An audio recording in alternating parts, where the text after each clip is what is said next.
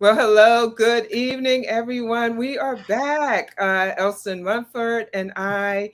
And tonight, again, we are talking about breaking the cycle of brokenness.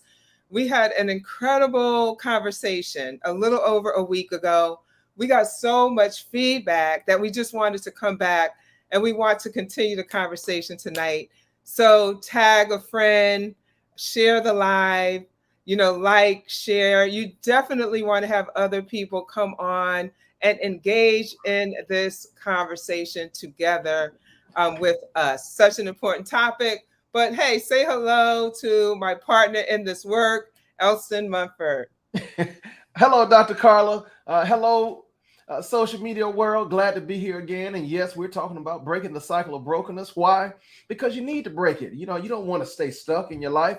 And you know what? Once you find out where you are in the cycle, it's easier to break. And that's what we're going to do. We're going to help you find that. Dr. Carla, it's always great to have you because you've helped so many people, and we want to continue that work with all your experience and what you've done. And just even me in the field, there's a lot that we want to accomplish. Remember, helping families, helping individuals, helping communities, it all leads together. You're absolutely right. Spot on. I want to give people just a sense of who we are. Some people may be coming back. Some people may be new to us. They may be wondering, why are you and I together? Why are we the ones that are positioned to do this work? And so, can you just talk a little bit about your background? Absolutely, absolutely. I'm Elston Monfort, owner and founder of Elston Speaks Worldwide, where we're transforming men through mentorship, engagement, and networking. Why is that important? Because as we help train men, we also help train younger men. We also help mothers who are mothers to, especially to sons. We're also helping so many other people identify where they are so they can grow and mature. But it's all about training the seed to do what?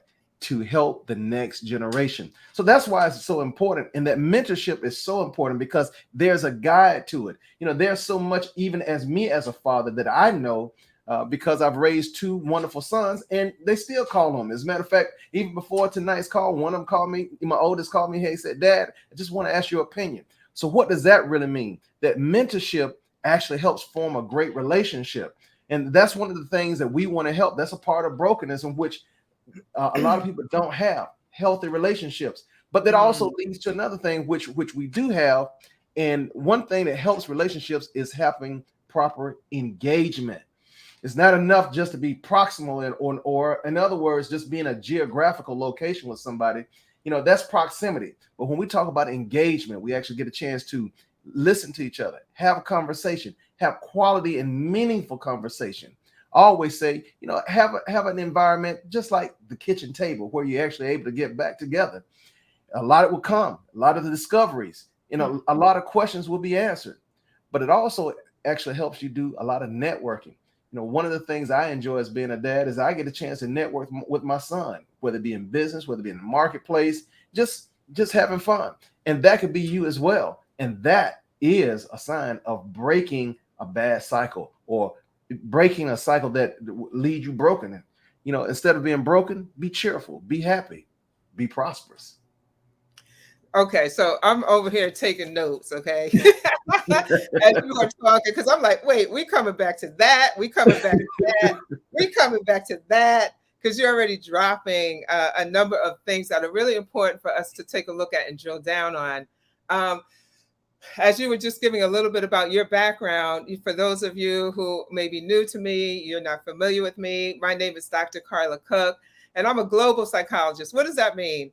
It means that there was a time where I was in the four walls of the office, and then I heard like the still small voice calling me out of the office, calling me, drawing me into purpose. And so now I am what I say on the world stage. I'm available to be a voice really to the nations, to talk about the transformative power of healing, why that is important, how do we achieve it, what gets in the way of that, what happens when we're on the other side of that. So I'm a global psychologist. I'm a mental wellness expert. Yes, I talk about mental wealth and all principles associated with that. And I'm the visionary of the Healed People movement, because just what you were saying, you know, Elston, when we are healed, then it's an overflow. It doesn't only benefit us, it benefits everyone attached to us, associated with us, and it benefits the next generation. You know, think about the fact that we talk a lot about generational trauma, which is a thing and which is absolutely important to understand, because it really helps us to know, like, okay, so it's not that there is something wrong with us, it's that something happened to us, right? And intergenerational healing means that something happened to us. What happened, there was nothing wrong with us. Well, what was wrong is that we were in a broken state, but what happened is that we healed. And so that's why we are talking about breaking the cycle of brokenness. That's why it is so incredibly important. And I am going to double back to a couple of things that you said, but something on my mind is that a friend of mine this morning, she sent me a link. And the link was to the story of a doctor. I forget what type of doctor. It may have been a mental health person. I'm not really sure. But the story was linked to the fact that this individual died by suicide. And I started to really think about, as we talk about this subject matter, so often we show up in spaces, you know, and it's not that we're not functioning, but we're not whole, and we're fragile, and life is happening. And we're suffering. There's so many people that are suffering.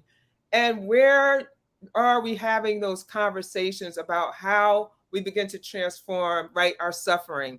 And so I started to think about the fact that that's what we're doing, right? You and I are having this conversation to transform the suffering and to go from being broken to being healed. You know, that's so important. You know, I'm listening to your story. However, with what you just said, you know, in some ways of unfortunate, I actually had to see some of those within the last 10 days. Wow. Not as dramatic, but still dramatic in that especially when we talk about men, most times when we talk about brokenness and talk about healing, you know, we see a lot of women that will admit, you know what, I've had some issues, and yes, the past was this, and I want to talk about it. Why? Women like to engage, but a lot of men don't. So, in other words, when we think about men, unfortunately, sometimes we see the display of brokenness versus hearing about it. You know, we'll see the display of brokenness, whether it be in a bottle, whether it be in drugs, or whether we see the same cycle being repeated in their sons. And that's when the trauma comes, because unfortunately, sometimes we're able to predict, and we don't want to predict. We don't want to predict that this is going to happen to your son, but it can happen if we don't step in and do something now. And so that's why I always talk about, when engaging, talk about training the seed to do what? Training the seed to do something different. And when I say seed, that means your sons. And in most cases also, not only your sons, but your daughters too. So they don't have to repeat the same cycle. And it's okay to admit that you need help. A lot of times, especially with men, we don't want to admit that, you know, we need help. No, let me just handle it. I'm a man. I can work it out. But yet we cry also. We break down, but we don't have to if we actually, stop denying it. And I talked about that the last time. So too often we go through the denial state. Oh, there's nothing wrong with me, or I don't really have a problem, until something drastically happens, like, I don't have a job anymore. Why? Well, it was them. Then we point instead of them, had I communicated and gotten. Okay, you breaking up. Hello. Oh, am I? Yeah. Am I on now? Yes. Okay. Keep Okay. going. Okay. Yeah, but we want to make sure that we break the denial. That was what I was saying. A couple of things as you were talking. I like that you made the distinction between gender. What does that look like for men as opposed to women? I think about what does that look like by age group as well, because that can look very different as well. And you talked about how do we cope, right? How are we dealing with it? And so dealing with it by not talking about it, um, dealing with it, as you said, by substances, right? Like, I'm just going to go out, I'm just going to have a great, a night out where I can forget about everything, and I'm going to just drink or whatever. I'm going to involve myself in sports and every kind of organization there is, so I don't have any time, right? I'm going to be on every committee in the church, like all of these things to deal with, right? To mask or to take care of, right? The brokenness, but it's not effective. It's not Right. effective. And something else that you were saying that I want us to kind of come back to, but before we come back to that, I want to look at Judy was saying there was a study that stated Black women especially were crying out for help, both personally and professionally. And you're so right, Judy. There's like this whole movement, especially, I'm seeing a lot of discussion about Black women and the difficulty that they have navigating, especially the workspace, right? The work environment. But I think that's for Black women and for Black men as well. And, for people of color, if you think about the fact that, in maybe these workspaces that don't really see them, that are not recognizing them, that where there's injustice, unfairness, right? And so you're dealing with all of that. You're bringing all of your best to it, and then you come home and you kind of just collapse. So, Judy, thank you. And I had seen there was another comment up. There was someone from a minister health spouse chair of the Congressional Black Caucus Foundation. So, William, thank you so much for being here and for letting us know that you are enjoying the discussion. Elston, I want you to come back to something, because you were talking about, and this is something that made me think about when you were talking earlier. You were talking about the differences, right, between men and women, what that looks like. And earlier you started talking about relationships, how brokenness impacts relationships. And so I wanted to come back to that because many of us are struggling in our relationships. And so your thoughts about that as it relates to brokenness and how correcting that impacts relationships positively. Okay. Well, first, I want to let you know that now repeat it again. It's okay to get help and admit that you don't know how to repair or may know how to fix something. But one of the things, especially men run into, is they're afraid to see themselves. In other words, if they see themselves again, meaning that they see their sons, they see the same things being repeated, that frightens them, that puts them on defense, that says, okay, what can I do to change this? And unfortunately, some run away, some hide, some, talk down about that. Why? Because they're trying to use words, but unfortunately they use the wrong words. And that's the difference between quality engagement. So when I speak about engagement, it's not a one-way street. It's always listening. Tell me what you're thinking. Tell me what you hear. And it's okay for you to tell me what you see in me as dad. Okay? That's very important. Feedback. It's okay to say, okay, I'm dad, but what do you see in me as dad? Because that helps me overcome some of the denial. That also helps me become aware of some things that I need to get better at and change. I often state that one of the things I tried to raise my sons based on what I saw and based on how someone else raised me. But that's not how it ended up. I took a different strategy. And when I took that different strategy because I was actually engaging, in other words, listening to my sons and realized this same thing won't work. And they were two different individuals. Okay. They weren't me and my brother. They were totally opposite. Similarities, yes, but yet different. And I had to speak to their personalities, to understand their personalities, to help them go in the engagement. The result of that is now we're able to have that strong relationship, and we're able to network together. We're able to network together to have some stronger feedback. Okay, excellent, excellent. You were breaking up a little at the end, but we got you. That's why I was like, well, okay.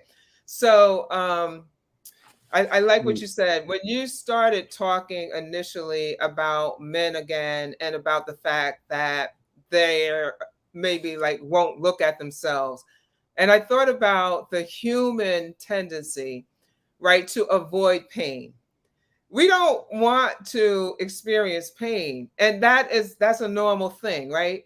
I mean, if you even think about it within the physical realm, if we stub our toe, we're going to be jumping around, we're going to, you were going to display what it was like to experience that pain. If we put our finger down on something hot, we're going to remove it immediately, right? So it's true within the emotional realm as well, that we don't necessarily want to open ourselves to being in a painful position. And so a lot of times what happens is that we begin to avoid it. Now, this is regardless of gender, right? Because this is more about the human experience and the tendency, the human tendency. And what the problem of that is, and how we begin to lean into it, is that if we don't ever deal with something, it grows. It doesn't go away. It gets worse.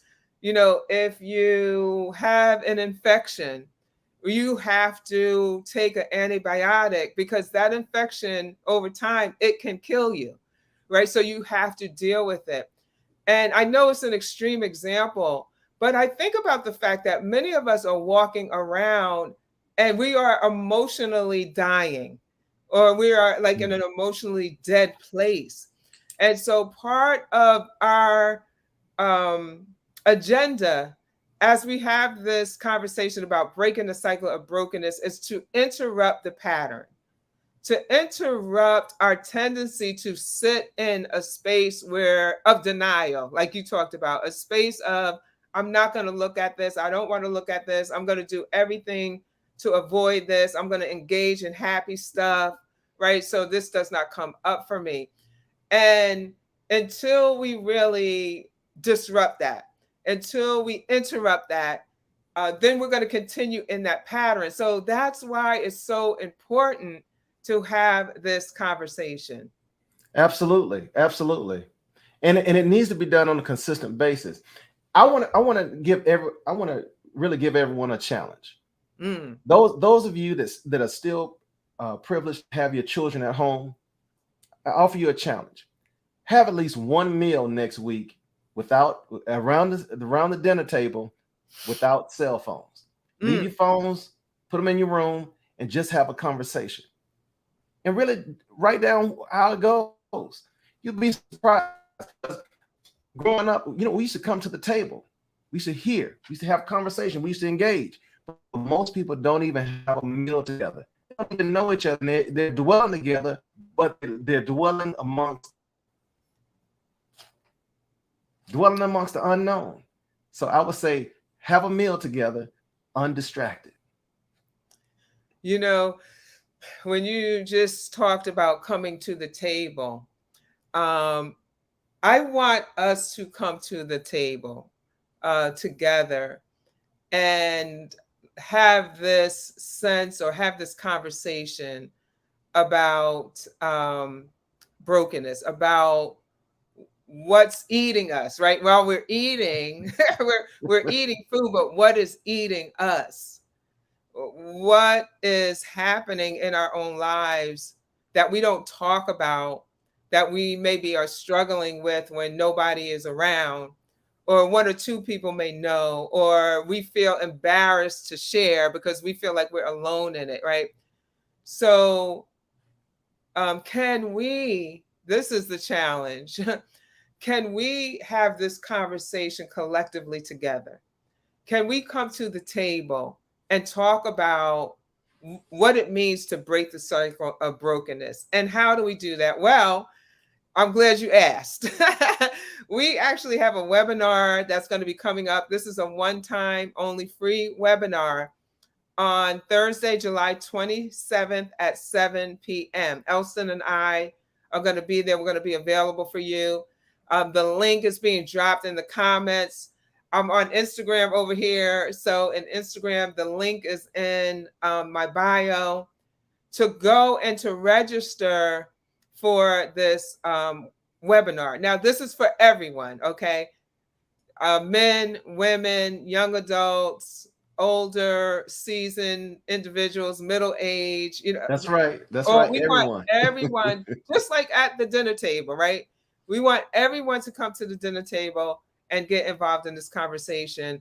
So just go to the link, register, and listen, make sure you don't come alone. Tell somebody about it. Tell a friend about it, so that we can not heal ourselves, but we'll be healed people that heal people. That's right. Say it again, Dr. Carly. Heal people, heal people. And that's why you don't want to come along. And look, admit, hey, come along, let's have fun. You know what? Just because we're healing doesn't mean it has to be sad or broken. We're gonna be healed and be released. We're gonna have fun. We're gonna be loose. So come on and invite your friends. Excellent. So I am thinking, as we kind of are winding down, we have this kitchen table. We talked about the healthy relationships. We talked about we talked about a lot of things. I think what one of the last things that's on my mind, and this again goes to this disrupting our tendency to kind of stay stuck. Okay, can anybody admit that they are stuck? They've been stuck. Look, let me raise my hand. I have been stuck in life. I've been in places where I was doing everything I knew to do to keep moving forward, right? I didn't necessarily think of myself as broken in that time, right? Because I was showing up, I was functioning, I had titles, I had businesses, right? I had that. But in hindsight, I was able to look back and see, well, there were pieces of me that were still broken. Now, I definitely have been in a totally broken state. Right now, I'm just not talking about that one. I'm talking about times when there were parts of me that were broken, okay?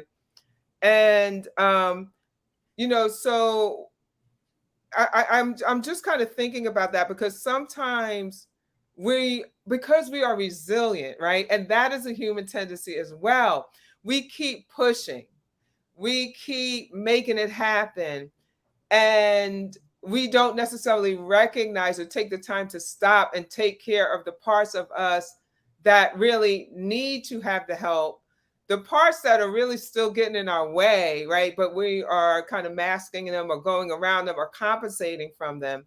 And I think about the fact that in this webinar, that's another area that we're really going to look at, right? That they're, because somebody may be saying, well, I'm not broken. And I'm not saying you are, I am saying for those of us who could be honest and really take a look at ourselves, that there may be parts of us that we still need to deal with. Does that make sense? Absolutely. One thing that you referenced is, and I'll put it in one word: admit. Okay, that was one. Admit. If we would just admit, look, if nothing else, let me at least get better. But number two, sometimes it's just like exercise. I could just get one more rep, and let me just get one more rep, and then you gas out. Well, that's not what you want to do when it comes to your mental state or your relationships. You don't want to just gas out and burn out, okay? Because when you do, it's harder to repair. If you've ever been on a long bike ride, like 26 miles, and then you say, okay, I'm completely drained. I've got to eat. I've got to sleep for a day and a half. I've got to, get all that energy back. Well, it's not the same when you're trying to get a relationship back, or that takes duration. You trust. Okay. And it's not that you intended to do it, it just happened. Okay. So we make sure that we're not in the state where we gas out on relationships. We don't want to gas out on relationships. So let's admit, or let's have the mind frame of let's get better. Let's get better. I like that. Let's get better. And I also like the analogy of the gas and not gassing out, not running out of gas, right? Right. Because I don't know about anyone else. I have this problem where my gas tank goes to E. I'm like, why? I have tried. It just doesn't. It's always going to E, and I got to stop and get gas, right? And sometimes that's what's happening in our life. Some of us constantly find ourselves on E, and it's harder to come back from E, right? When you're depleted, it's more challenging. When you have in life, right? When you have more gas in the tank, you're able to do more. You're able to go further. You're able to get better. Your thinking is different. Yeah, definitely. Definitely you can think, but your thinking is more flexible, more sharp, more fluid when we are rested. There's a lot of people chiming in. So I just want to say hi to Alicia and Esther and Carolyn and Judy and all of you that are on. Hey, if you're on, shout out, say hello. Make sure you like and share and tag someone and let them know about this initiative, because Elson and I, we really plan to be a part of people's change process. We plan to be a part of the disruption and the interruption, but we plan to be a part of the healing and the That's hope, right. and being on the other side and seeing the testimonies and looking at the purpose, right? That people are now operating in more fully because they had the audacity and the courage to say, one, like you said, admit there's some things that I need to do.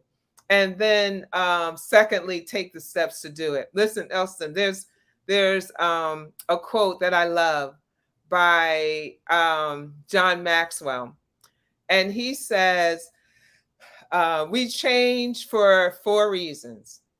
We change because it hurts so much that we have to, that we see and we're inspired to, that we learn and we want to, or that we receive something and so we're able to. And I think for those that take advantage of this program, this initiative that we have, it's an opportunity. Some of us may be hurt to the point where we don't have a choice. I have been there. I'm like, sheesh, I don't have a choice. I just have to change, right? Because I've gotten to the point where I ignored it so long, or I tried my best to change it, but I can't change other people, or the situation was what it was, right? So I was such in a hurt place that I had to change. But I think we have this opportunity here to see, like through vicarious learning, through understanding, through hearing stories, through looking at the how, seeing it and being inspired to want to do it. And receiving information, right? Even as we're talking, like I can receive this information. Now I can. It wasn't that I didn't want to, but I didn't know how to. And then I learned something. And so now I'm really, I'm able to. You know something, Dr. Carla?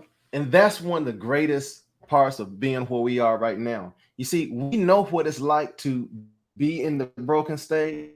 We also the joy is sharing with others, giving them the strategies, and that's why we're doing the webinar, because we're going to really help you gain the awareness, overcome the denial. We're going to actually give you strategies and insights of how you can overcome. Why? Because once you do it, you're able to share it with others, and that leads you to where you really want to be: the better relationships, the better outcomes, the better health, physically, mentally, spiritually, financially, all of it. All of this works once we know how to break that cycle. And I want you to tune in. I want you to register for the webinar, because Dr. Carl and I are going to show you You're something happening with your internet. Your internet is having Well, a you know broken. what? Internet don't want you to be You great. know what? It tried to be a distraction, but I promise it's gonna be better next time. Trust me. It's gonna be better. It's gonna be better. We are coming to a close. There's a couple of things. Oh, I saw someone on Instagram was talking about communication and how communication was so important. So anyway, I missed that, but I wanted to just acknowledge Carolyn had mentioned a couple of times she was talking about childhood and us having this brokenness from our childhood. That's one of the things we're going to be talking more about in the webinar. So we just don't have the time. We can't really drill down. So Carolyn, thank you for bringing that up. We absolutely are going to be discussing that. Precious, I saw you come on and say hi. So hey, how you doing? And Carolyn, also thank you for sharing. She also said, oh wow, okay, Elston is gone. I'm reading, I didn't even see Elston is gone, but it's okay because we're just about finished anyway. But Carolyn, you were saying you had told your family members to open up and share. It's going to help you and others that have been hiding behind a mask. You know, when we heal, and this is about, healed people heal people, it really is about the transformative power of healing. That when we heal, those around us get better. Those around us are able to sometimes avoid, if you think about the younger generation, some of the mistakes, some of the decisions, some of the challenges that we have made. And so we're able to leave a generational mental wealth, okay? Because we're always talking about generational wealth, but what about generational mental wealth? Where we pass this on to our children and our children's children and our children's children's children. Precious said, yes, healing is contagious. Yeah, it's a contagion, right? That's right. That's right. Thank you for coming back. I was like, wait, hey, I'm on here by myself. You know what? Now this is a good analogy. When something's not working, make a switch. So I have two different internet connections. I had to make a switch. Ooh, all right. Why? go ahead Because now. one was broken and it wasn't working. So I had to make a switch.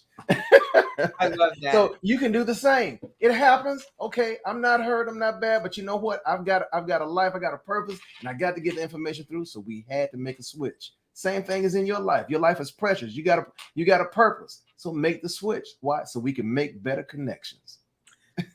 Man, that's powerful. Listen, we're going to end on that note because really what you're saying is you have to take action. It's not going to just happen on its own. We could sit there and wait for the kinks to work out, wait for the technology, right? Because that's what we do in our life. We wait and we think it's going to get better. But in order for things to get better, we have to take the action like you just did. So we are encouraging you to take the action by registering for the Breaking the Cycle of Brokenness webinar. The link, again, we're dropping it again in the comment section. If you're on Instagram, go right to the link in the bio and invite someone else. Don't just, meet us there, beat us there. That's what our mentor says. Elston and I share the same mentor, Dr. Delatoro McNeil. And I love it when he says, don't just meet me there, beat me there. That's right. That's right. Because beating us there says there's an excitement, there's an expectation that I have that by participating in this, my life is going to get better. Something is going to change for me. Something is going to break.